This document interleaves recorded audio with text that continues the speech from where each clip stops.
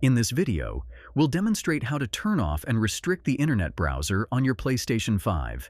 But before we dive in, I'd like to invite you to hit that like button if you're excited to learn how to manage the internet browser on PS5, and share your thoughts in the comments below. Your feedback helps us create better content for you.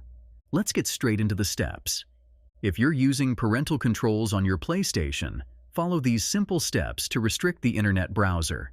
Navigate to the top menu and select Settings.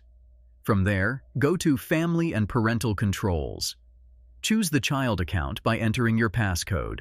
Next, scroll down to the section labeled Web Browsing.